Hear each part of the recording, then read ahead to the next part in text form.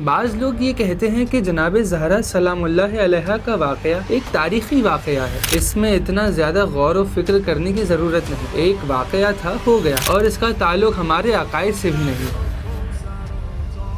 اس سے پہلے کہ ہم آپ کو اس سوال کا جواب پیش کریں، ذرا اس سوال کا جواب دیجئے کہ اللہ نے قرآن میں ابلیس کی سرکشی کو بیان کیا، جناب حابیل کی عزت کو یاد کر کے آدم علیہ السلام کے رنجیدہ ہونے کو بیان کیا، حضرت آدم علیہ السلام کے گریے کو بھی بیان کیا، یہ بھی تو محض ایک تاریخی واقعہ تھا، تو پھر پروردگار نے اسے قرآن جیسی عظیم کتاب کی زینت کیوں قرار دیا؟ جو جواب وہاں پر دیا جائے گا وہی جواب یہاں پر بھی دیا جائے گا۔ شہزادی کونین کے اس تاریخی واقعے پر غور کرنے سے ہمیں یہ بات ضرور معلوم ہوتی ہے کہ دختر رسول جناب زہرا سلام اللہ علیہا اور امیر المؤمنین امام علی علیہ السلام مظلوم تھے، اور لوگوں نے ان پر ظلم کیا، بلکہ دیگر اہل بیت علیہم السلام پر بھی ظلم کیا، اور اس واقعے سے کم از کم یہ نتیجہ نکلتا ہے کہ وہ لوگ جنہوں نے ظلم کیا ظالم تھے، اور اللہ تعالیٰ نے قرآن میں فرمایا لا ینال عہد الظالمین، میرا عہد ظالموں تک نہیں پہنچے گا۔ بس قرآن کی اس آیت کی روح سے یہ ظالم اشخاص جنہوں نے نبی اکرم کی بیٹی پہ ظلم کیا، نبی اکرم کے مقام پر بیٹھنے اور ان کے بعد قیادت سنبھالنے کے اہل نہیں تھے، اور یہ مسئلہ تو دراصل امامت کی حقیقت کو روشن کرنے والا مسئلہ ہے جو ہمارے نزدیک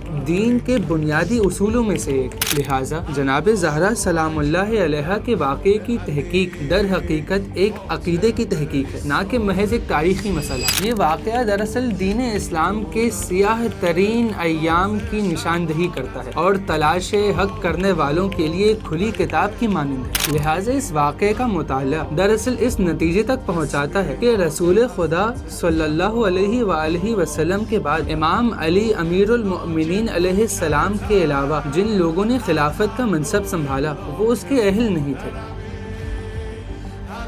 بعض اوقات یہ سوال کیا جاتا ہے کہ شہزادی کونین سلام اللہ علیہا کے گھر پر کتنی بار حملہ ہوا؟